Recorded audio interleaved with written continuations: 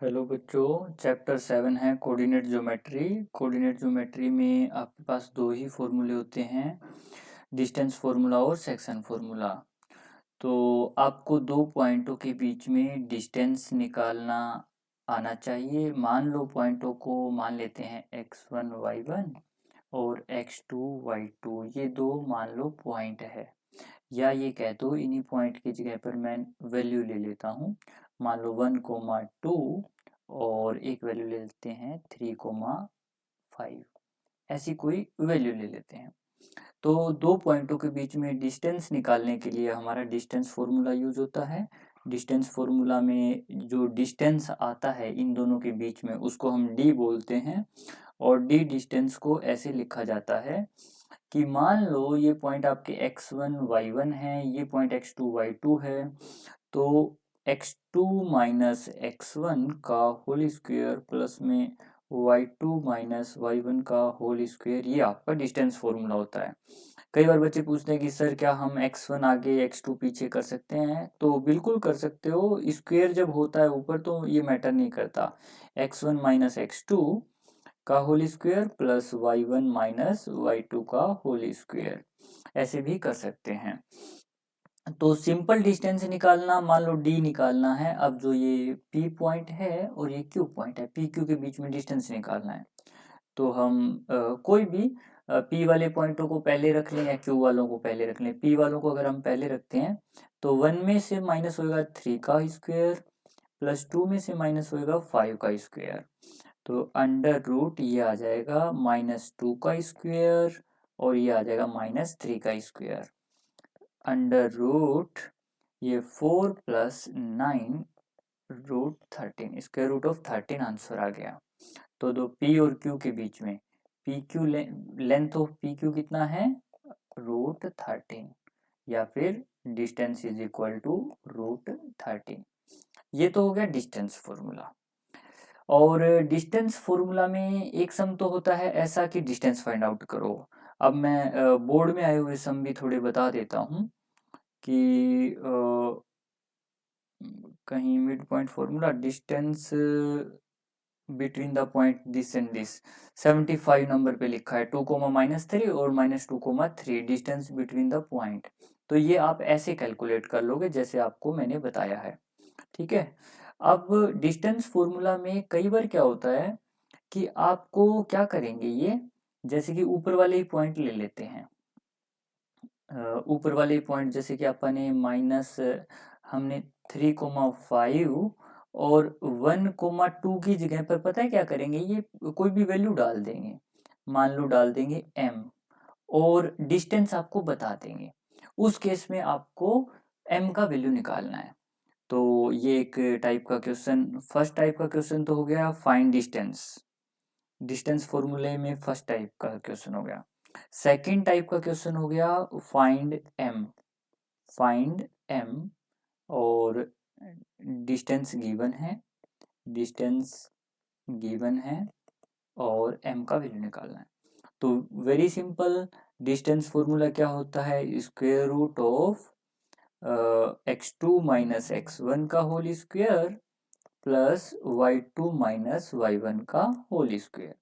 अब बच्चों आप की चॉइस है, हम मान लेते हैं इसको x1 y1 मान लो या x2 y2 मान लो। एक काम करते हैं, इसको x2 y2 मान लेते हैं और इसको x1 y1 मान लेते हैं।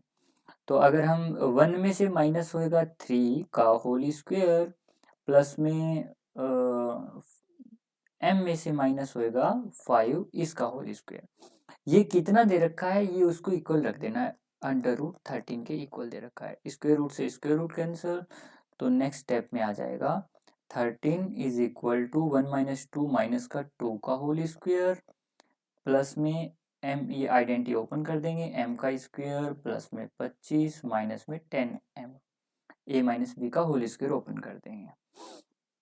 तो अगले स्टेप में क्या होगा कि ये 13 यहीं पे लिखा हुआ है और -2 का स्क्वायर हो गया 4, 4 और 25 29, ये माइनस में इधर आ जाएगा 29 और उधर हो जाएगा m का स्क्वायर माइनस 10m हो जाएगा। और वैसे हम 13 को उधर ले जाते तो भी बढ़िया रहता। तो क्वाड्रेटिक इक्वेशन बन जाएगी आपकी m का स्क्वायर माइनस का 10m, और ये आ गया आपका 16 माइनस का प्लस 16 इज इक्वल टू 0। तो यहाँ पे अगर आप क्वाड्रेटिक को सोल्व करोगे तो 16 के ऐसे दो फैक्टर 8 और 2 बनते हैं, और अपनी वैल्यू ये 2 ही थी। देखो ध्यान करो, अपने हमने 2 की जगह पर m लिया था, तो इससे आपकी value alpha is equal to 8 या फिर L beta is equal to 2, तो हम एक वैल्यू को सिलेक्ट कर लेंगे, और एक वैल्यू आपकी ये -8 आ रही है तो ये नेग्लेक्ट कर देंगे। ठीक है, हम बीटा की वैल्यू 2 ले लेंगे। तो ये हो गया आपका कोऑर्डिनेट ज्योमेट्री में दूसरे टाइप का सम, जो बोर्ड में भी ऐसा आ सकता है कि आपको डिस्टेंस में एक चीज मिस कर देंगे। ठीक है, अब बात करते हैं तीसरे टाइप की सम। तीसरे टाइप का जो सम है ना कोऑर्डिनेट ज्योमेट्री में, वो आता है इक्वी डिस्टेंस वाला। इक्वी डिस्टेंट तो ऐसे बोला जाता है, find A point on x axis which is equi distant from this and this. मान लो कोई भी दो पॉइंट हैं 1,3 और मान लिया इधर 2,4, ऐसा कोई पॉइंट मान लिया। तो एक्स एक्सिस के ऊपर कोई पॉइंट है जो कि दोनों से इक्वल डिस्टेंस पर है, ये लेंथ और ये लेंथ इक्वल है। तो इक्वी डिस्टेंट के लिए सेम फॉर्मूला, दोनों को इक्वल रख देंगे, और एक्स एक्सिस के ऊपर कोऑर्डिनेट क्या होते हैं, x, 0। तो एक कोऑर्डिनेट तो आपको पता चल ही गया। तो ऐसे ही अब इक्वी डिस्टेंट और पॉइंट्स आर गिवन, यहाँ पे क्या होता है, points are given, points are given. ठीक है, तो हम इक्वल डिस्टेंस रख देंगे, मान लेते हैं इस पॉइंट को P और इस पॉइंट को Q। तो हमें पता है ये पॉइंट मान लिया हमने कोई भी पॉइंट R, तो हमें पता है कि PR इक्वल टू QR, और दोनों को इक्वल रख देंगे। क्वेश्चन कैसे होगा, find the point on x axis, मैं क्वेश्चन लिख देता हूँ, find the point on x axis, point on x axis which is equidistant from, which is equidistant from 1,3 and 2,4। तो बच्चों देखो, उसके कोऑर्डिनेट ये हैं, सेम एज इट इज, कुछ नहीं, अपने को डिस्टेंस फॉर्मूला लगाकर वैल्यू पुट करना है। तो पी आर निकालने के लिए हमें पता है कि पी आर निकालने के लिए हमें क्या करना पड़ेगा, x में से 1 माइनस करेंगे, सॉरी x में से 1 माइनस करेंगे और होल स्क्वायर करेंगे, प्लस में 0 में से 3 माइनस करेंगे, होल स्क्वायर करेंगे, और ये आ जाएगा अंडर रूट x माइनस 1 का होल स्क्वायर प्लस में 9। ऐसे ही क्यू आर कैलकुलेट करेंगे, वो हो जाएगा अंडर रूट x में से 2 माइनस करेंगे प्लस में, और 0 में से 4 माइनस करेंगे, और वो आपका आ जाएगा अंडर रूट x माइनस 2 का होल स्क्वायर प्लस में 16। अब दोनों को हम इक्वल रख देंगे, हमें पता है कि P R is equal to Q R, ये हमें गिवन है, तो हम दोनों को इक्वल रख देंगे। तो square root of x minus 1 का होल स्क्वायर प्लस 9, इसको इक्वल रख देंगे x माइनस 2 का होल स्क्वायर प्लस में 16। स्क्वायर रूट से स्क्वायर रूट कैंसिल हो जाएगा, इधर आइडेंटिटी ओपन कर देंगे, x का स्क्वायर प्लस 1 माइनस का 2x और प्लस का 9 इज इक्वल टू, इधर भी x स्क्वायर प्लस में 4 माइनस में 4x प्लस में 16। एक्स स्क्वायर से एक्स स्क्वायर कट गया, टर्म्स को इधर उधर करते हैं, -4x को इधर ले आते हैं, प्लस का 4x हो गया, फिर -2x, और ये 8 9 और 1 10, ये 10 उधर जाकर माइनस का हो जाएगा, 4 और 16 और 4 20, और इधर वाला 10 है उधर जाकर माइनस में हो जाएगा। तो नेक्स्ट स्टेप में ये आ जाएगा 2x इज इक्वल टू 10 और x is equal to 10 by में 2 कट कर आ गया 5। तो जो x एक्सिस के ऊपर जो पॉइंट है बेटा ये आ जाएगा 5,0। ऐसे हमें कैलकुलेट करना है इक्विडिस्टेंट वाले फॉर्मूले में। तो बेसिक में सिर्फ यही आ सकता है कि इक्विडिस्टेंट। ओके। और थर्ड जो टाइप बनता है वो मिड पॉइंट फॉर्मूला का बनता है। तो मिड पॉइंट से पहले मैं हाँ मिड पॉइंट फॉर्मूला ही इंट्रोड्यूस कर देता हूँ। क्वेश्चन 4 टाइप का क्वेश्चन मिड पॉइंट फॉर्मूला।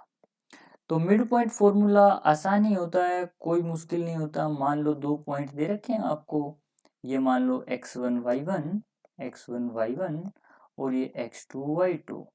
इनके बीच में एक पॉइंट है जिसके कोऑर्डिनेट हैं x, y।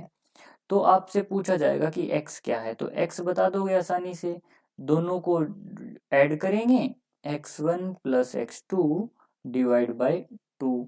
और ऐसे ही y पूछा जाए तो y1 plus y2 divide by में 2। ये बच्चों आपका मिड पॉइंट फॉर्मूला होता है। मतलब मिड पॉइंट के कोऑर्डिनेट कैसे निकाले जाते हैं, इसका एक एग्जांपल भी ले लेते हैं। बोर्ड में आया हुआ है वही एग्जांपल ले लेते हैं। बोर्ड में आया हुआ है the mid point of line segment joining the -1,3 और 8,3/2। -1,3 -2 पॉइंट मान लेते हैं। एक पॉइंट हो गया -1,3 और दूसरा पॉइंट हो गया आपका 8,3/2। 8,3/2 ठीक है। तो बच्चों इसका मिड पॉइंट निकालना है। मिड पॉइंट के कोऑर्डिनेट मान लेते हैं x, y आएगा, और इसको मान लेते हैं x1 y1 और इसको मान लेते हैं x2 y2। इनको ऐसे मान लेते हैं।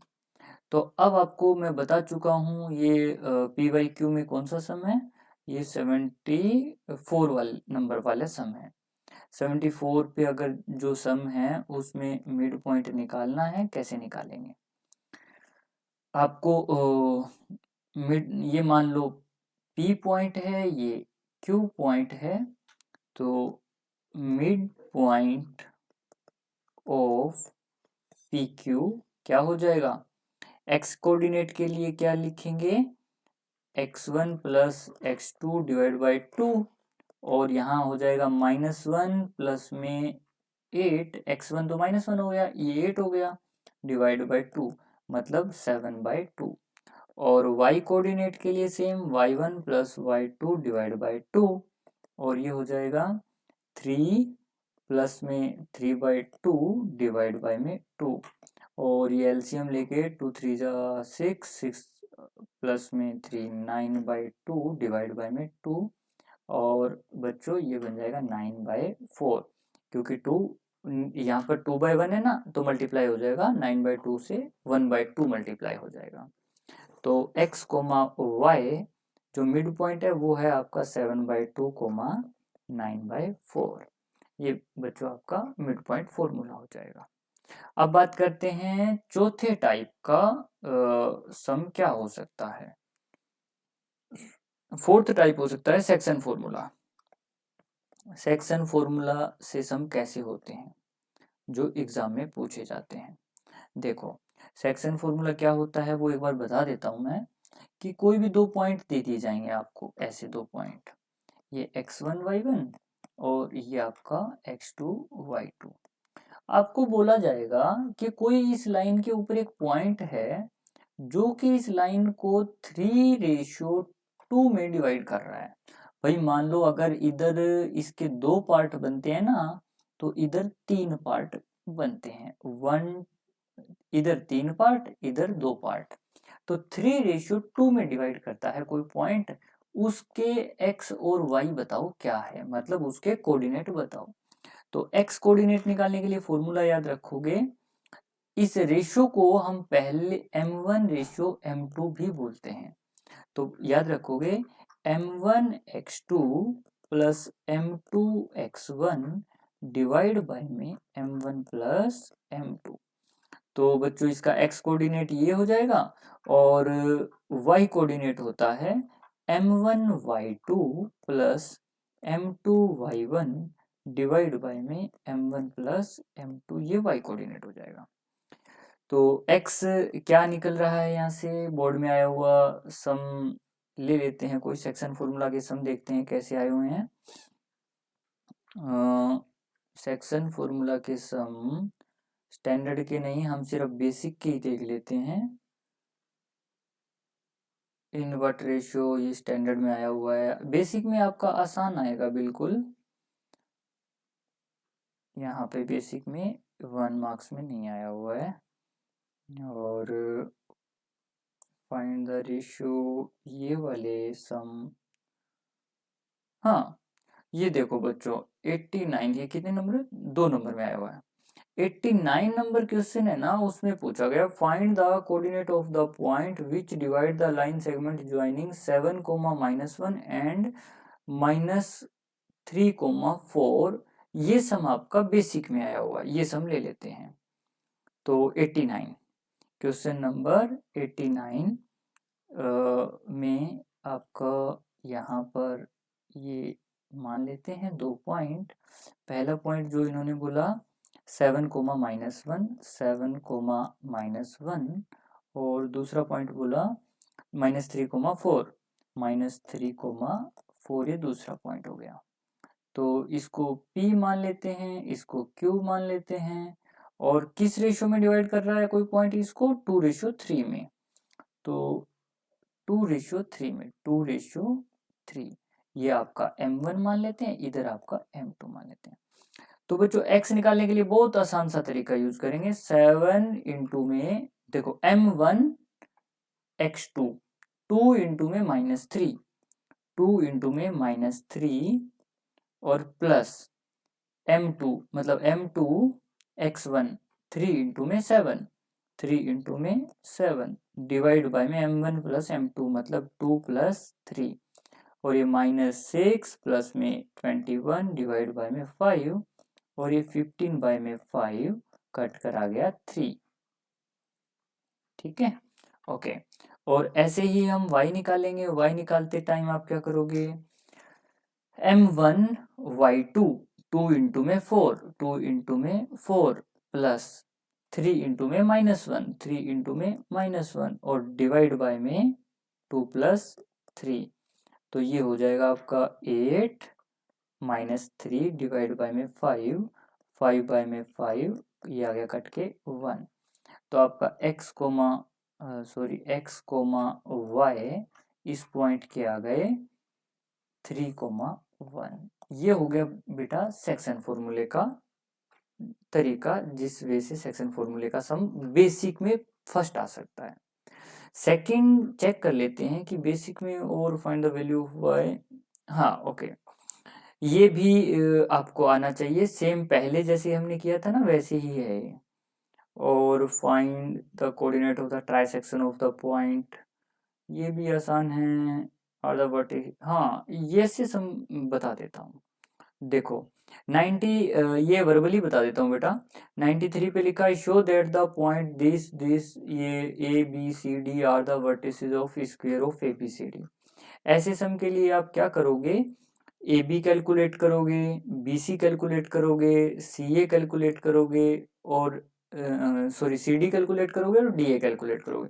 अगर ये सारी साइडें बराबर आती है फिर आप डायगोनल भी देखोगे, तो डायगोनल भी अगर बराबर आते हैं तो आप कह दोगे कि ये ABCD, क्योंकि डिस्टेंस सारे बराबर हैं, डायगोनल के डिस्टेंस भी बराबर है, तो आप कह दोगे कि ABCD आपका स्क्वायर बना रहा है। ये डिस्टेंस फॉर्मूला से कैलकुलेट करना है, 3 नंबर में आया हुआ है, 5 नंबर में और केस स्टडी पिछले 2-3 सालों में तो नहीं आया हुआ है, और 25 के अभी इसके अंदर लिख नहीं रखे हैं। ठीक है बेटा, और ये है find the coordinate of the point of trisection of the line segment joining the point -2, 3 and 7, -2। Trisection का मतलब 3 इक्वल पार्ट में बांटने वाले पॉइंट। तो 3 इक्वल पार्ट में बांटने वाला पॉइंट हो जाएगा, एक तो हो जाएगा 1:2 और अगला हो जाएगा 2:1। तो ऐसे करके सम आपके कोऑर्डिनेट ज्योमेट्री में बनेंगे। कॉन्सेप्ट यही रहेगा, बस आप इसको कर कर देखोगे।